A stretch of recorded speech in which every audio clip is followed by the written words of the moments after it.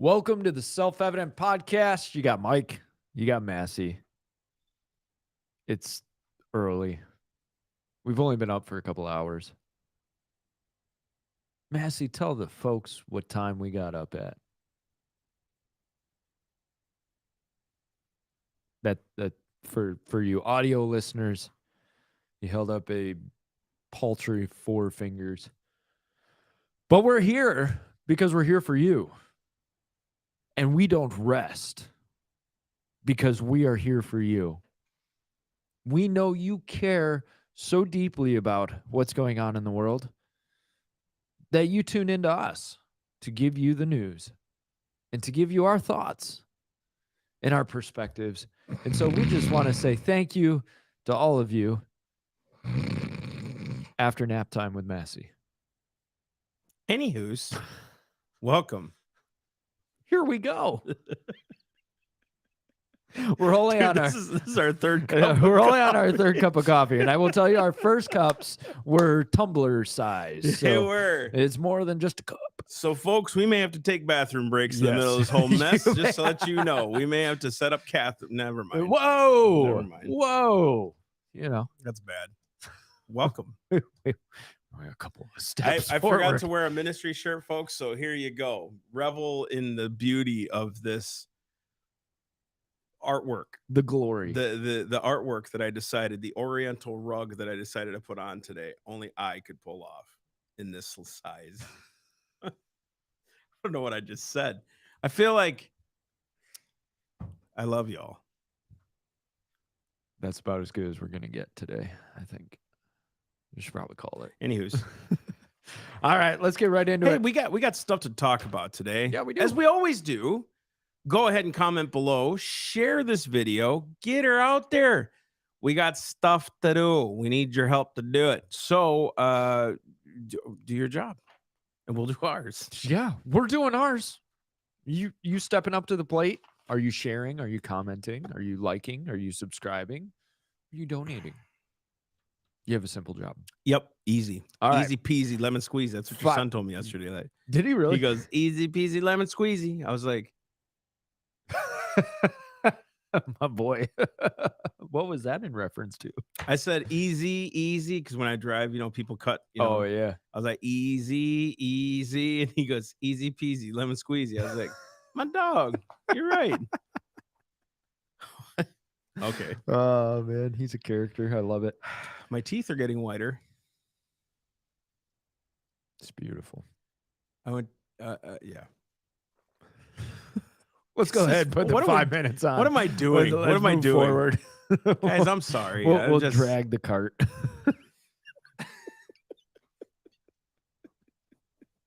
Put it on.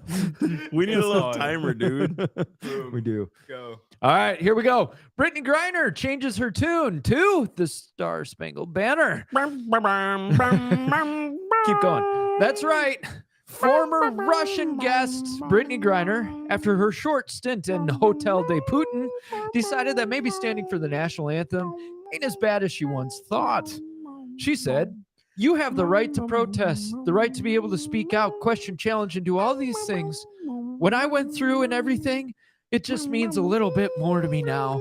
So I want to be able to stand. I was literally in a cage in Russia and could not stand the way I wanted to," she explained to ESPN. "Just being able to hear my national anthem, see my flag, I definitely want to stand. Now, everybody that will not stand or not come out, I totally support them 100%. It's all right as an American in this great country."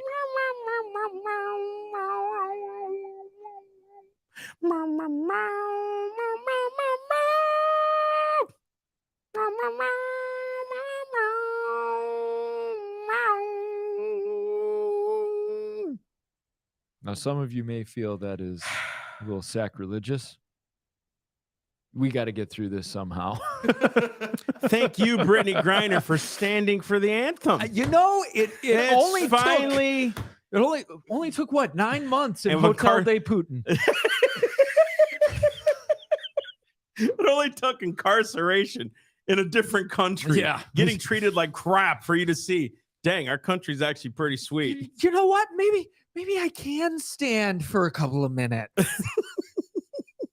Maybe I don't need to go into the locker room. Watch her sing the next one. I just want to sing a little song to a country that just is near and dear to my heart. I could do the background. All right, number 2. Non-racist woman not named Karen out for blood. This one I have been getting enjoyment out of. So maybe you heard about this, but video has gone viral of a white woman surrounded by several young black men. And the story that came out is that she tried to steal their rent-a-bike. On the face of this, I can't believe people actually wanted to believe that narrative of this. So you're going to say that a white woman had so much cojones in her to walk up to, yes, that's what I said, group of young black men and try to steal their bike. Does anyone believe this? Like this is this the ghetto but reverse? You know, like, give me your bike. No, Karen, don't do it. Give me my bike back. Give it to me. Like, so in truth, it was actually the other way around. After being absolutely slandered and decimated in the media, she is out for blood. Her lawyer has even created an account so people can tag any defamatory or slanderous commentary about her. She's received death threats, put on suspension at work, and had to go in hiding. Dude, I cannot wait to see her go after all of this. Right. Go after all of them. Any of them, especially the news media sources, the ones that can't seem to learn their lesson, especially after the Covington stuff and all of that. Go after them. Hit them in the pocketbooks as hard as you can, and maybe they'll figure out that they're going to wait a little bit. Yeah, or hit them in the cojones. Or the cojones that she's carrying around. Scare more than a lot of guys. So, number 3, New York City is going to stop shoplifting with kiosks. This should be good. This is a plan meant to fail. Should I do the Star Spangled Banner again? This is America, folks.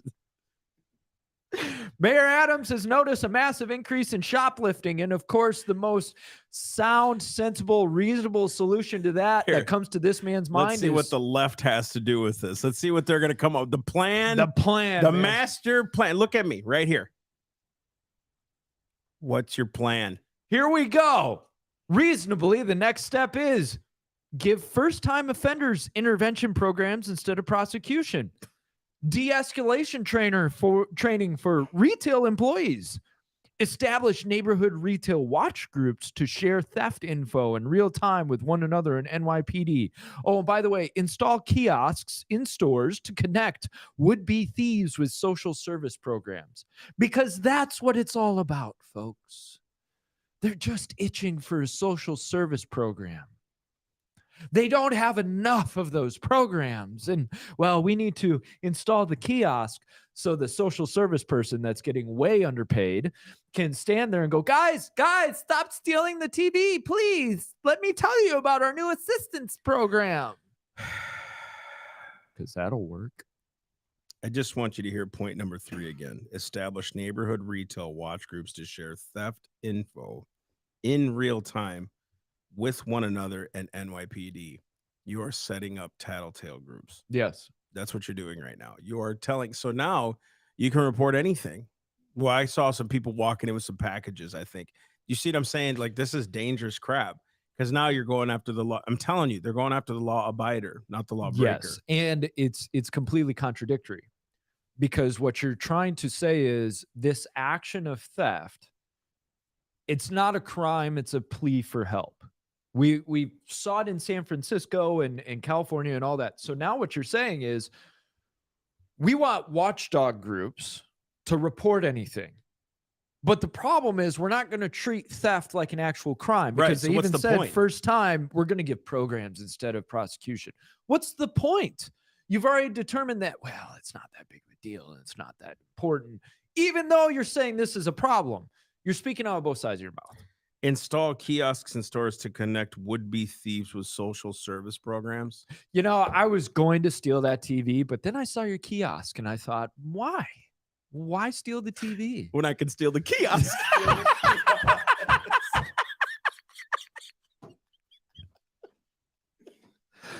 Remember that video of the guy carrying the podium out of the Capitol building? You know how he got months for that? I imagine people walking out with a kiosk to their little Toyota Camry trying to put it on top. Like, man, why I need TV when I can get a kiosk? Well, what are they gonna do? Make you go to another kiosk? Another Right, kiosk? right. Sir, no, go to the kiosk in Target, please. Oh, you got more? This is 2 for 1. Dude, and then training their employees to de-escalate. Yes, let's put it on the employees. What is de-escalation? That's what I want to know. Bye. See ya.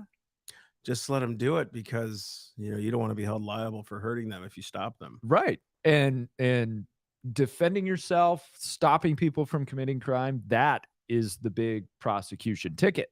We've watched that recently. We're watching it happen now. Now you are going to be punished for trying to stop crime. Stop it. But then they won't convict the crimes and they won't do jail time for the crimes. So because that's just stupid. The lesson is crime is good. The lesson is trust the government. Yes. They know what they're doing. They're going after law-abiding citizens and praising the bad people. They're not punishing evil. But we need to get the guns out of all citizens' hands. This is going to end so well. We need to legalize abortion till after 9 months. But you know what? When they steal, we got to take it easy on them. This is good. Those illegal immigrants, we got to take it easy on them. You know what we need to do? Not send them across the border. We need to have prosecution trials. 20 years down the road, of course. Not in a week. Because right to a fair and speedy trials. Yeah. And evident here. You know what the best punishment for somebody is? Well, we'll talk to you in a couple of years. Just come on back. Here's your court date. Just come on back. Because the criminal will listen to that. Yeah, absolutely. Cash free bail. That's how you even out the system. How do we fix it, folks? How do we fix this? We got lessons for you. Before we get into the main topic, do not forget we do have our match in Grant going on now. A little bit over halfway. Keep it up, guys. Keep it going. We've got this, okay? You can become a part of the family, part of the partnership. And this is so vital for us for getting through the rest of the year. Help us out. Join us. We've got exciting programs in the works. How much do we want to divulge? Okay. So we had a meeting on Saturday. We have a new program that we are launching. Can't tell you the whole program. Can't even really let the cat out the bag. But we will say this program is going to change churches. And it's going to change how the church interacts with the local community. That's what I'll say. But keep your ears open for it. We've got some good pieces in place. Doesn't involve a kiosk. No, we need to find one first. So churches no longer need Bibles. We're just gonna have kiosks. Get your sermon for the day. Then you sit at your chair, you listen to a sermon for 20 minutes, you go home. That's how it is. Right. Because we need to coddle sinners. That's what we need to do. We don't need to tell them about the price paid or anything like that. What we need to do is tell the offenders of Christ. There's a plan. There's intervention programs such as a kiosk. Yeah. All right, civil disobedience. Good night. Part 3. Now, why are you guys doing a part 3? We're sick of this. I get it. I don't think you're sick of it. I think you guys are overwhelmingly responding to a positive way of us looking at government and saying that we can disobey government because we're not disobeying. We're actually being obedient. They're the ones disobeying. We're being obedient. Continue. He's mad. I cut him off. That wasn't right. That wasn't right. We've only been up since 3:30, 4 o'clock. Here we Anyway. go. All right. So the whole reason we're doing civil disobedience again is we went off on a tangent last time, a very good tangent. Check out that podcast, by the You way. got to watch that one. But we went off on a tangent. And one of the things that I really want to do is give you real world actionable ways in how civil disobedience might look. And I like looking at the Martin Luther King Jr.'s, the Gandhis, these names, and The Gahandis. Gahandis. Gahandis. The Gahandi. He was very handy at civil disobedience. He was good. He was Handy. good and handy. All right. So you may think that civil disobedience needs violence, but actually the research shows this isn't true. And it actually shows that nonviolence is more successful than violence. So Erica Chenoweth, professor of public policy at Harvard, researched the effectiveness of violence versus nonviolence. So for years, she had believed that strategic violence and armed resistance was a reliable way for change. But then she and another researcher collected data on all violent and nonviolent campaigns from 1900 to 2006 that resulted in the overthrow of a government or in territorial liberation. They created a data set of 323 mass actions.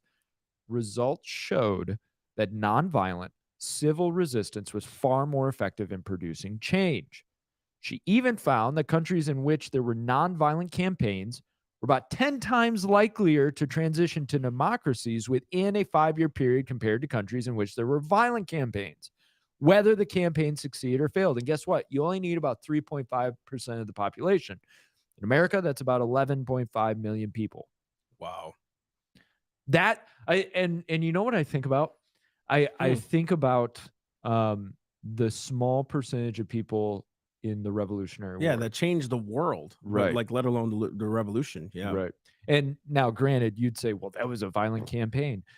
It resulted in violence because of oppression Amen. from the British. Amen. Amen. It was not an offensive violent campaign.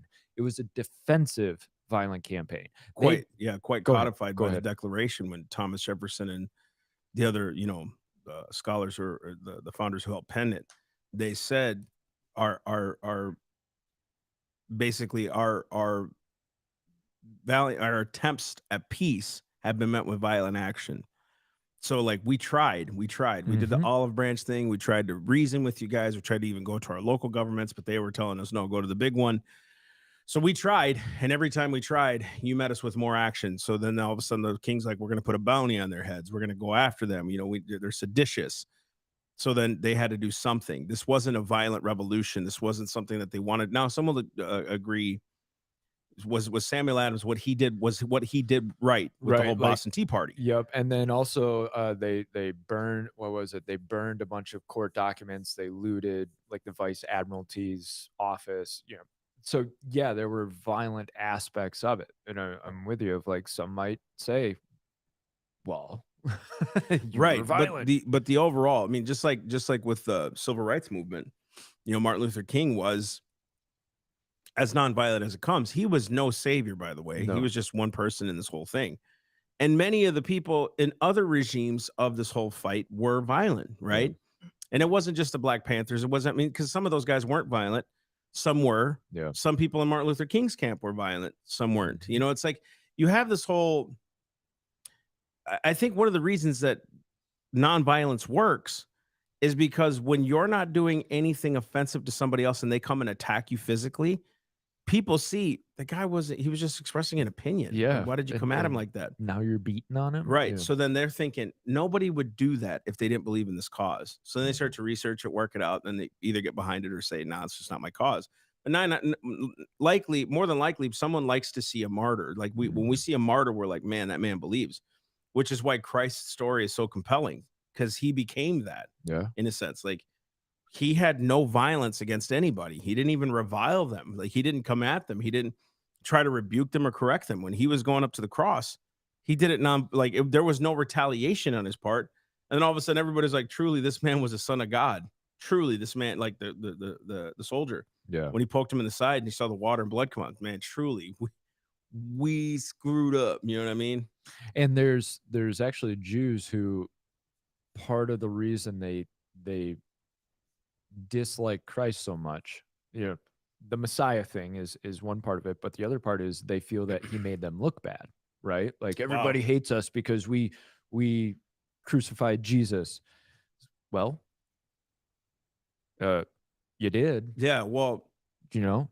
Now, but you- I argue it was people who had hatred in their hearts. You know what I mean? exactly, and that's like he his action of goodness showed what was truly in those people's hearts. Now, that means you can't hold the whole Jewish people for all continuum you. as responsible Yeah. for it. That's what I'm saying. But the hearts of the people that did it, right. wickedness showed through. And that's one of the beauties of nonviolence is your goodness, your clean conscience draws that drastic nature between light and dark. And so then the darkness shows out much more clearly, because if we start smashing in windows and we're hitting people and we're running people over with cars and all of that, your focus is not on the retaliation of the government. Your focus is on us, Right. what we're doing poorly. If instead we're marching and locking arms and you're unleashing dogs and water cannons and beating people with batons, guess who the focus is on now? Your wickedness is showing. That's right.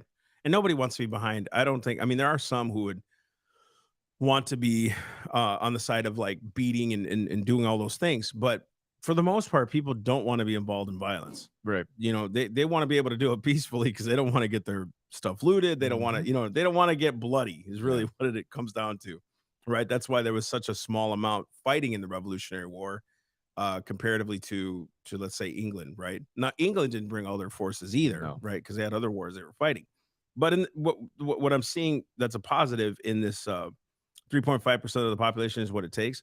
It just confirms what God's word is. You know, it doesn't need we don't need a majority. Samuel Adams said that we don't need a majority to prevail, right? So this is, to me, you guys have to look at this and say, can I go in there with the Spirit of the Lord, do what I believe in, take the crap and not give it back? Yeah, take the consequence, and that's something that we've talked about. That's it. A couple of times. Of you really have to be accepting of the consequence of your action, because if you're going to civilly disobey and you're going to break a law that you feel is unjust, you are breaking a law. And so then comes consequence, and you have to be accepting of that. Thoreau wrote about that. Like you got to accept this. But there are several reasons that people can get involved in nonviolent civil disobedience as opposed to violent. So the first one is it's lower entry for people who want to get involved, right? They don't need a rifle, military training, or necessarily sacrifice everything they love and own for the cause. They can get to be a part of it with much lower threshold. Nonviolence is more likely to bring about loyalty shifts in the security forces and the elites. This is required to sustain a long-growing movement. A lot of pillars support the status quo, and coercing them into compliance with the movement tears down the established structure. In other words, think about this. If you're run-of-the-mill police officer, you're making your $50,000 or whatever, and you're watching something like Antifa and Black Lives Matter loot and run amok in cities, there's a passion in you to see that stop if you have any care about your community. Differently, if you have people who are peaceful, who are kind to you, but they're saying, look, I appreciate you're trying to do your job, but I'm here to make a point. There may be a part of you that goes, I wonder what's going on. I wonder what their point is. And a nonviolent civil disobedience movement that has the best opportunity to win the elites and win the security forces that are trying to enforce the tyrannical oppression, right? You're more likely to get more of them going, I think they're right. Yeah, maybe they're onto something here. Then maybe they're onto something, because I don't like these orders of having to beat these people. That's not fair. 3, campaigns need to have more than just protests. They need variance. And when campaigns are oppressed, they need to remain nonviolent, because otherwise they play the same game as the government they're attempting to change. Isn't that true? 2 wrongs don't make a right, you know? That last point's great. They want you to be violent because then everything they do looks defensive. it gives them the cause to stamp you out. And so once this is why it's like we caution a lot of the conservatives, don't lose your cool, because when you do that, you're the one that looks like the freak. Now, we can all agree a lot of the stuff that's happening now makes you angry. It makes you frustrated. Like, why is all this happening? Why can't we stop it? But it's really you keeping your cool and your calm and being collected, that the Spirit of God can actually work through you to speak, right? Like that. There's a reason that the fruit of the Spirit was given.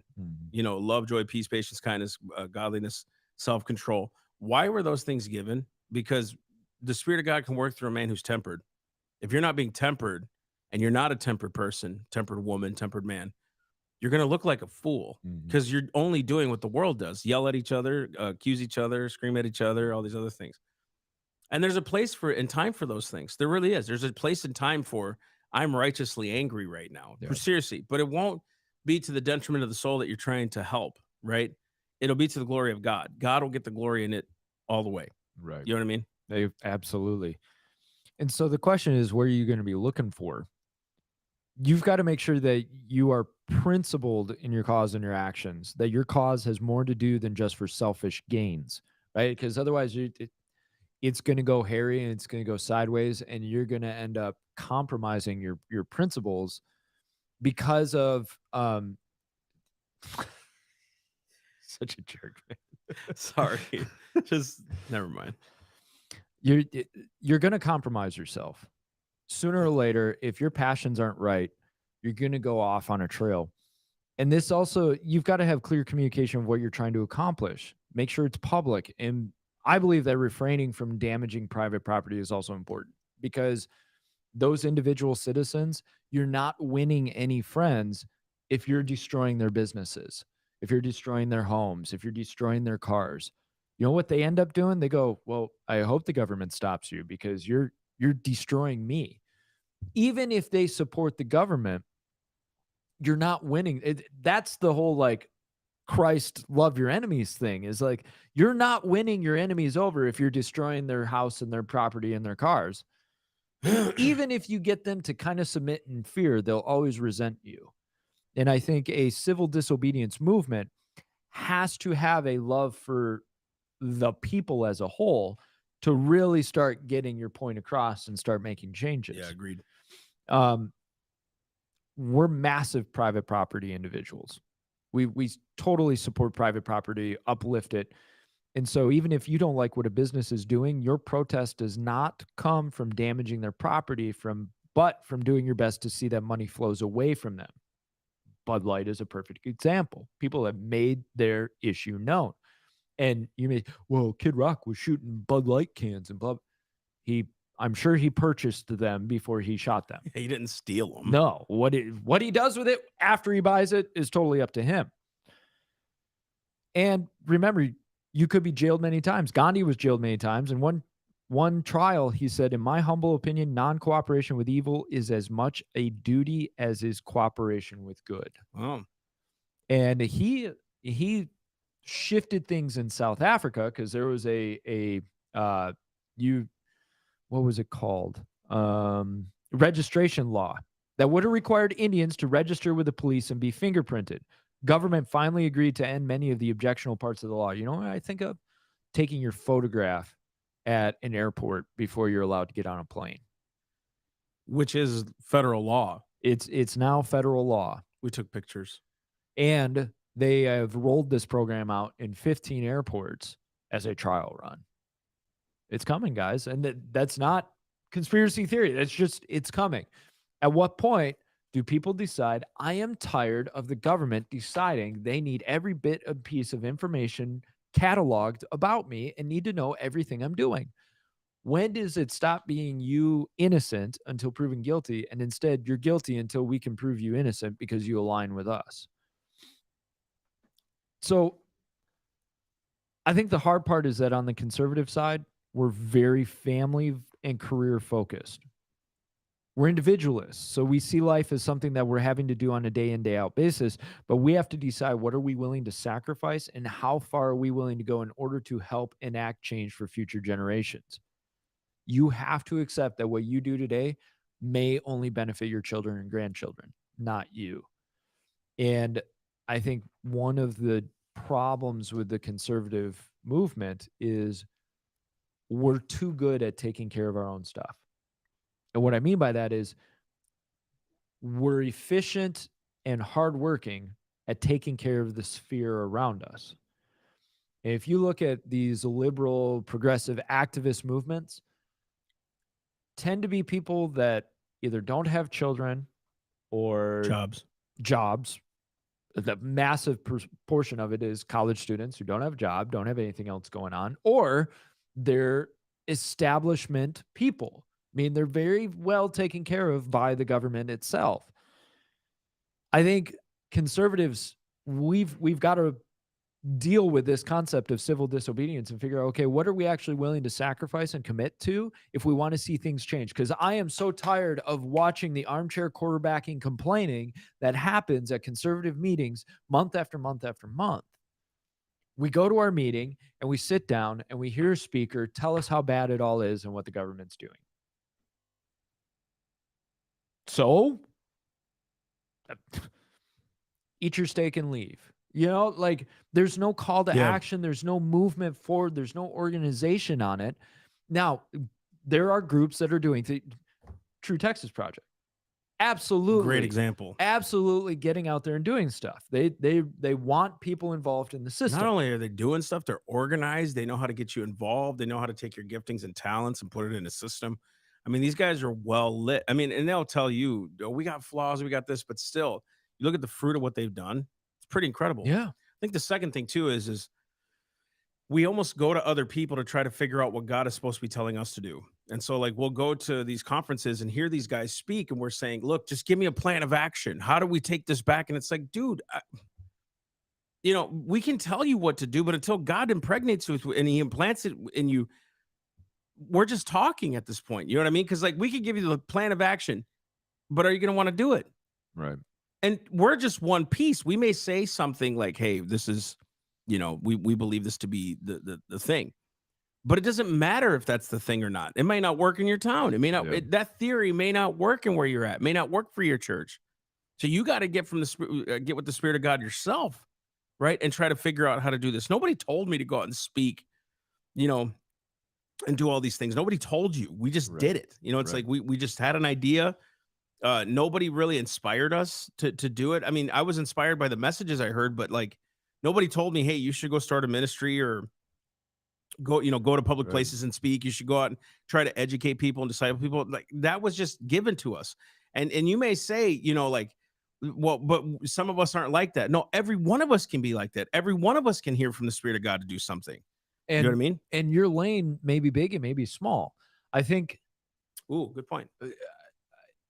We tend to look too big. It's like, okay, if you don't have the vision and the direction to go big, then what's in your sphere? Maybe it's simply showing up to a school board meeting and saying, you know what, I'm going to take a couple of hours once a month or whatever, and I'm actually just going to go and listen. Which is what we're going to challenge you to do in June.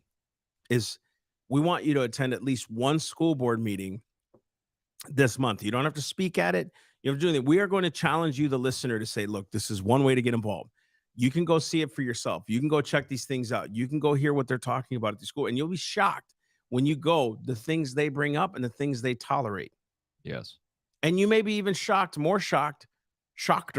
You'll be more shockter to hear that they may be actually doing things that you want them to do, that you're like, hey, I can get behind this, and you can help promote. So you may not be the one who's got this huge calling, but dude, there are people in ministries and groups out there, especially groups that maybe aren't Christian. They're just trying to get involved and help the schools, that you can, and this is just one area, schools. Go to a town council meeting, county council meeting, whatever, be involved, right?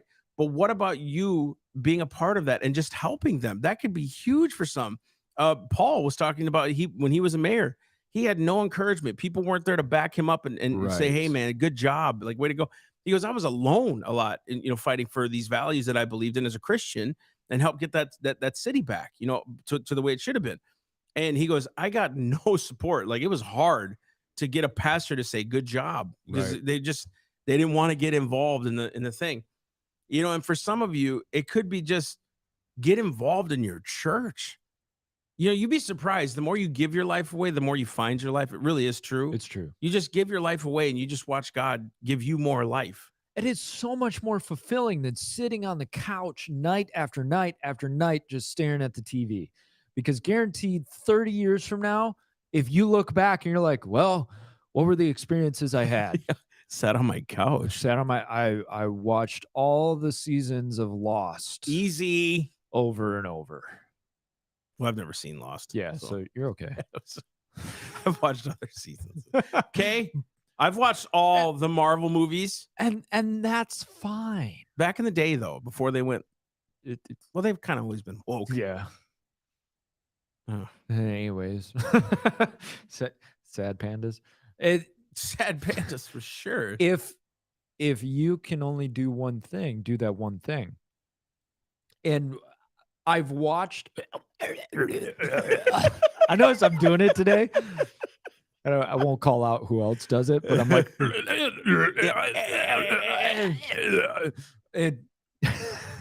I've watched leftist and progressive organizations by the multitudes come out of the woodwork. That's what always fascinates me. It's organization A and B and C and D and E and F. They're all over the place, and there's so many of them. And it's like, because they're getting more people involved. That's right. There's one that speaks to those, because I think about that. It's like this little tiny organization off over here that nobody's ever heard of. There's probably 5-10 employees working for that, and they're moving hundreds, thousands of people. They have an effect, and they found their niche. They found their spot. We tend to look at Turning Point USA. There's our activist wing. Which good for them. You know, Good for them. They found their niche. Right. Their part to play in this whole thing. Where's everybody else? That's right. You know, now there's like Moms for Liberty and that kind of thing. Good. We need more. And I'm going to name a couple of things that are really important in this whole civil disobedience. And I want you to think about, how could you apply this when you're becoming more active in government and social sphere? Communication with others is key. You need to plan, need to be ready for the fallout. So that means having an established group who is with you and will participate with you. You need preparation. You need a long-term strategy. You need to put together a plan of how it looks, the pressure points that make the most sense, and how you're going to handle possible consequences. For instance, if you're going to do a months-long strike, maybe you need to start putting together some food and some resources as a group, so you know we'll get ourselves through this. You don't just decide the next day, we're going on a year-long strike. That'll last 2 days. But if you're prepared, if you as a group have figured out, okay, we've got these resources set aside, this will carry us through. Now we're going to hit them where it hurts. Then all of a sudden you have an effect. You also need publicity. Public outcry is really what's going to make the difference.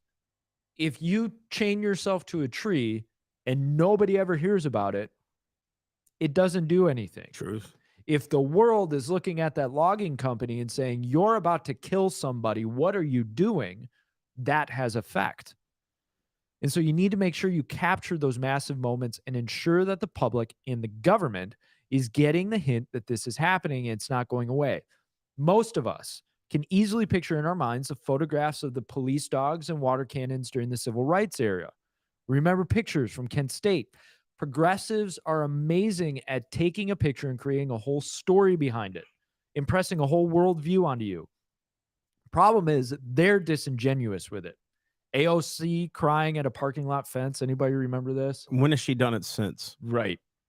No, but and somebody's going, you're at a parking lot, bro. Like, I don't see any kids in cages over there. The terrible public display of a tiny boy who drowned and washed up on shore. Anybody remember that story? Kids in cages, a migrant getting whipped by a border patrol on horseback. These images are in our heads, and unfortunately, progressives have figured out how to use them out of context. It's time for us to kind of flip the game and start using images, use them in context, but start putting this across of like, look, this conservative movement, this is what's happening. And before you say, oh, but the media always suppresses us. It always suppresses us. So quit? You're done? Give up? That's it? Or, okay, we'll find alternative media. We'll go around. We'll blast people with this. Like, why is it so easy to just give up? Because, well, they've got the media and they've got the government and they've got the local. And You know what we're really finding out, Mike? That if we have one church that is willing to be active, right? Just listen to me. If you have one church that's willing to be active and your influence starts to reach other places, you find that there's other people in other churches that have the same Right. passions that you do. So even if you say we're the only church in the territory, blah, blah, blah, I don't believe that. But I mean, if you are, you're going to eventually start to get the other people on your side. And that's what creates movements. That's what Mhm. creates this thing, which is why, I mean, I think even at Self-Evident, we're constantly thinking about, you know, what'll catch people. And I'm thinking calls to action. So this month in June, go to a school board meeting, get involved. If they have more than one, get involved, go see what they do. And then at the second one, maybe say, make your voice heard. It's a 3-minute thing. You don't have to take up all 3 minutes, Mhm. but just make your voice heard. Yeah. That's the beautiful part of our country, man. You get to say what you want, how you want right now. Be reasoned. Don't be like the Nephilim created the 5G, which created the UFOs, which created us to have a Bible. And now the Bible's all misconstrued because it was written by man. And then all of a sudden, you know what I mean? And you're all No, demons. by the way, that's true. That actually happened We at a heard it. local event here.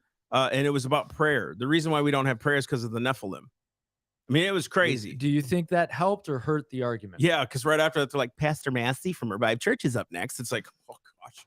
First off, I'm not that. Yeah, but let I me love discount- I love her, but I'm not that. The person is great. The message is horrible. So yeah, we've had to face it all. But you know what this does is it prepares you. So you say, okay, what am I going in for? Like you said, plan of attack. Like you got to plan this out. What am I going in for? What are the issues at hand? And how do I best articulate my position? Right? Using scripture, do whatever you need to do, but articulate the position and think about how they're going to combat it. And you come back and use that as reason. Okay, how do I do that? Critically start thinking about your arguments. Don't just throw out talking points. And listen, conservatives, you that are on social media, don't just throw everything you see out there from a conservative as truth. Thank Do your you. homework and research on this Thank stuff, you. dude. Because also a week later, you find out, oh, that was taken out of context or that was photoshopped. You know what I mean? Right. It's and you look the fool when that happens. You do. You lose credibility when you're not even just researching these pictures or posts. I'm going to take a baseball bat to a bit of a sacred cow in the conservative movement. Stop with the conspiracy theories. Oh boy. I don't care if it's true or not. What am I hearing about? One world order, digital currencies, 5G, Biden's an implant, all of that. It does not matter. And I say this with love to those who are following the conspiracy theory trains. Do you see what happened with QAnon? Do you see how many people fell down that rabbit hole and they completely eviscerated their reputation, their validity? There were plenty of prophets who ruined their validity leading up to the election. Stop with the conspiracy theories and stop chopping at the branches. Get to the root and start the calls to action. I don't have to care about the one world digital currency unless I'm going after it with action. If I'm going after it and I've got a plan and a strategy in place and I've got people behind me and this is how we're going to do it, cool. That's your mission. But if you don't have a mission, it's time to figure out, okay, that stuff's happening. I'm nervous about it, but Lord, what is my mission here and now? Almost guaranteed it's a lot smaller and a lot more in your possession than something like that. And you waste time. You waste everybody's time when all you talk about are these conspiracy theories. I speak in love to my own group. You're making yourself look like a fool.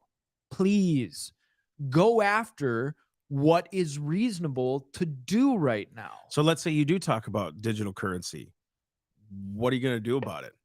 What's the plan here, right? What's the what you call it? What's your strategy? What is the strategy? What are you trying to accomplish in this, and how are you going to get yourself and your friends out of it? Yeah. What are you going to do? Like, I have ideas in my head and I think they will work, but it's again, we got to roll the stuff out, but we won't talk about certain things because it's like, well, we don't really have a plan for that.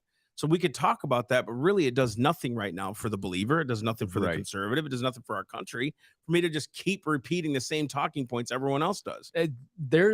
Let's use the cryptocurrency. There's a difference between telling everybody on Facebook and on your YouTube channel and all of that they're going to establish a one world digital currency and they'll control everything and you won't be able to buy or sell without the digital currency. It's the mark of the beast. That's sample A.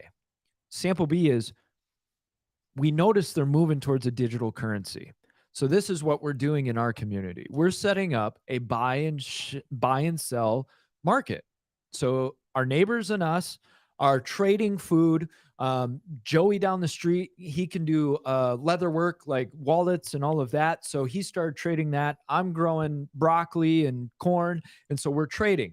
Because if there is a digital currency, we want to establish these networks of business owners and people who are doing Right. something that they can do without having to use the digital currency. Right. Which is the plan we all Much different It is. conversation. It is. And even to say, like, let's just say we go with the whole thing about talking about digital currency, say it in this way. They're moving towards it. The potential for this is disastrous. Yes. We can see that, right? The potential. But I also see the hand of God in all of this stuff because government cannot get above God. Their Right. plans are not above God's plans. Right. So it's like, Lord, what are you doing behind the scenes? What are you showing us? Oh, you're looking to rebuild community again because there's going to be a lot of people who won't buy into this. Mm-hmm. So is God structuring community again? Is he actually structuring unity? Is he showing us how to be the church? Is he showing us actually, remember back in the day, I remember we moved into the community in Sleepy Eye. We had neighbors come over with food. Yeah. Welcome, man. You Christians do that. You and your wife. No, The rest my of us- wife does it. The rest of us aren't Christian. A lot of times I don't even go. She just goes. I'm like, Mrs. tell them I said hi. Mrs. Sonnevelt is a Christian. She'll go out there with Surely she'll is. go out there with cookies Oh, and yeah. pies and treats and all these. She But- made friends with all of our neighbors, and I reaped the benefit of it. That's right. But see, like, what if that's supposed to be who we are? And I actually been convicted about this many times. I know some of my neighbors, but I don't know them all. And I've gone over there to help them with their shutters and things. Right. I am so on the go that I don't even like know them. I don't get the chance to talk to them. Right. And I think about what if this is actually a plan to actually unify our think neighborhoods, so. in our counties. Amen. Now, some of you will say that's just so pie in the sky and you're not being realistic about this. You're being foolish. You're not warning the people. Well, I guess I don't need to warn the people after you've been warned. You've been told. You have obviously telling me I'm not warning them. So what are you doing with your warning? Right. I'm actually doing something with the warning. Dude, that's the whole message in Right. terms of civil disobedience is a strategy to enact change. If you're not willing to do something with the warning, with the message that you've received, you're just going to perpetuate fear. And that's the whole difference. That's you and I talk all the time about like conservative commentators. So often it's they're doing this and they're doing that and they're doing this and they're doing that. Great. You've informed me.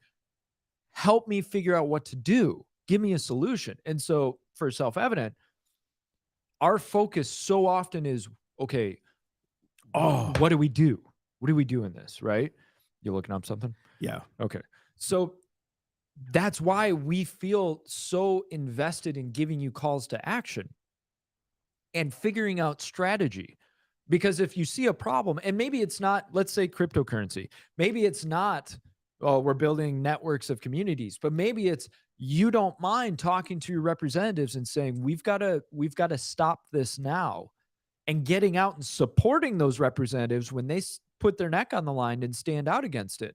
Because it's very easy for us to watch from the spectator spot and go, yeah, that's good. That's good. Okay, what's for dinner?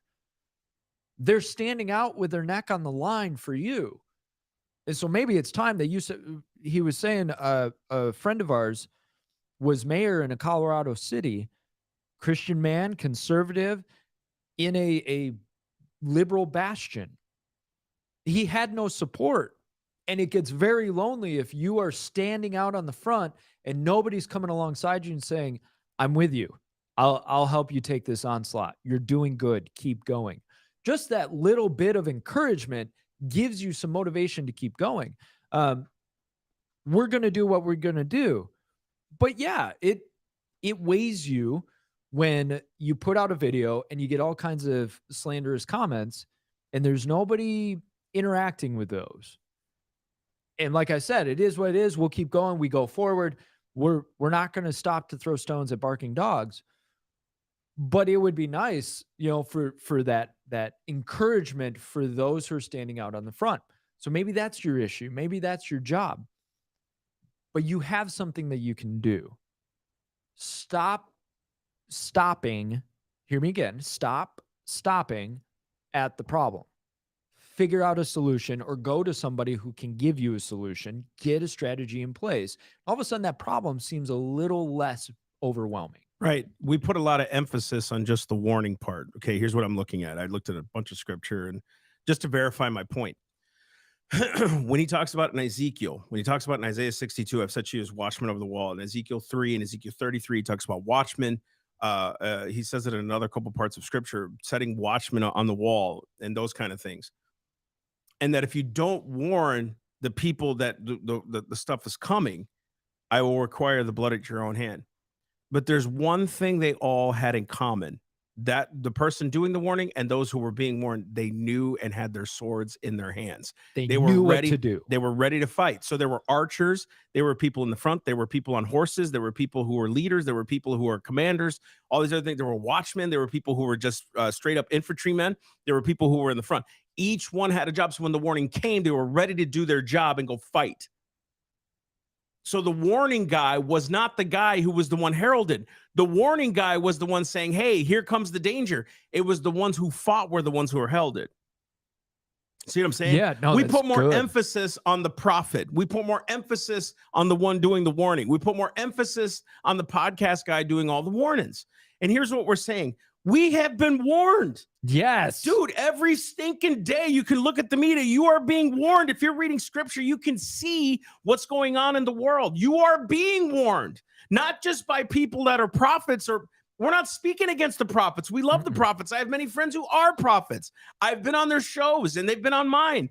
That is not what I'm saying. What I'm saying is don't put emphasis and wait for someone to warn you. You should be worded up and prayed enough already to know what to do. You should get the directive from God to go fight. So when the warning comes, I'm ready to go. Not saying, where's my oil for my lamp, Lord?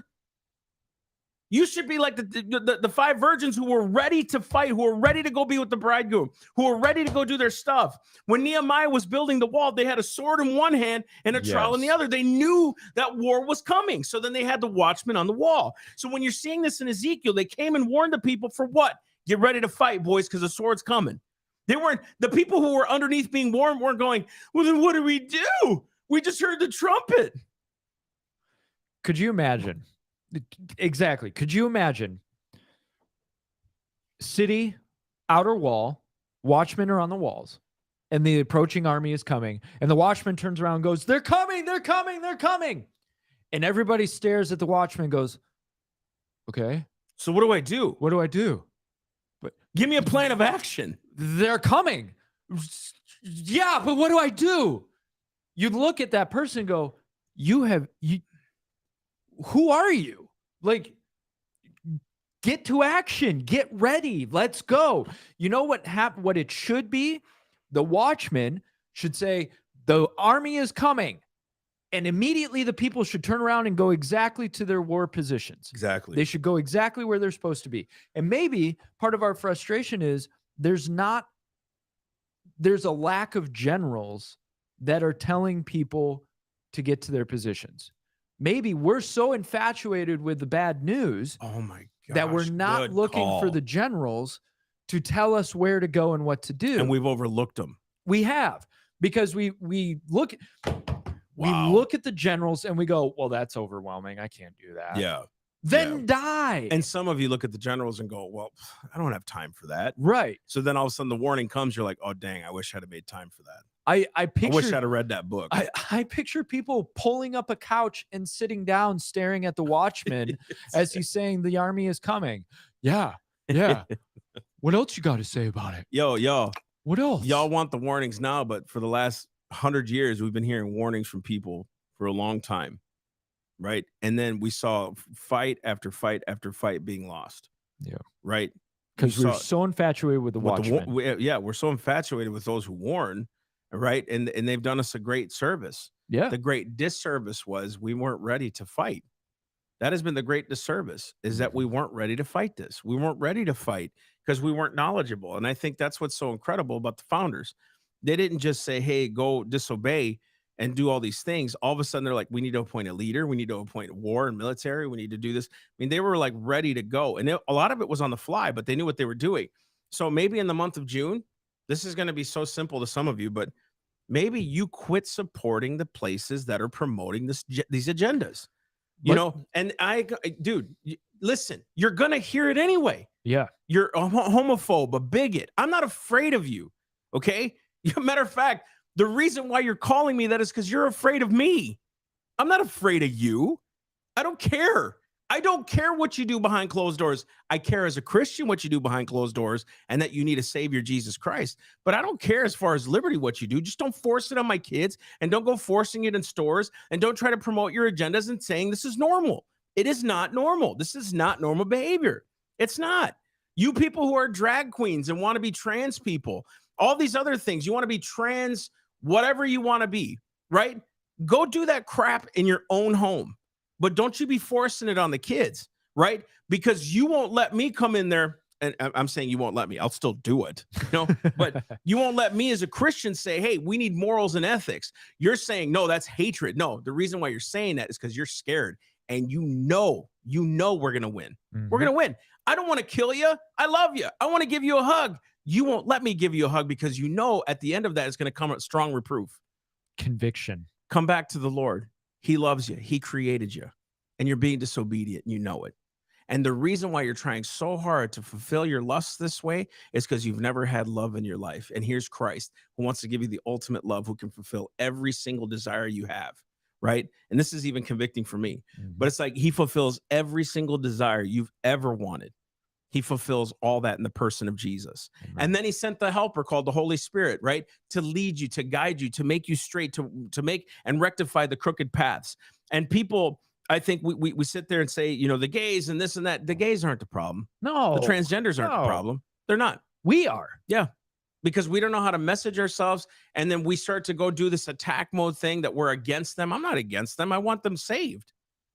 Their sin is against God. God is not against them. He's against their wickedness. That's the truth. There's no question. But it's because they've gone against the Lord and his design, right? And our mission is to keep that sin and wickedness from being established and forced. That's the big mission. And you had mentioned, and we're going to round this out, you had mentioned stop going to those businesses. This is shameless plug. Public Square. This app, which we have their logo. Yeah, right there on the bottom. We got to put it right here. Yeah, right here. We'll see if we can do that. Oh, we should have the logo on the graphics. Go to Public Square. It is a directory of businesses. You search your area, businesses for whatever you need that show you conservative values, Christian values. You can do this at the ease and convenience of your own phone. I think it's time for us to stop using excuses and saying, well, you know, Target's doing all this, but I like their clothes. Draw your line. And I want you to picture this image as we round this out. What if we were in the city and the watchmen were on the outer wall and they yelled, "The army is approaching." And immediately the entire city all went to the positions that they knew they were supposed to go to. And they were ready.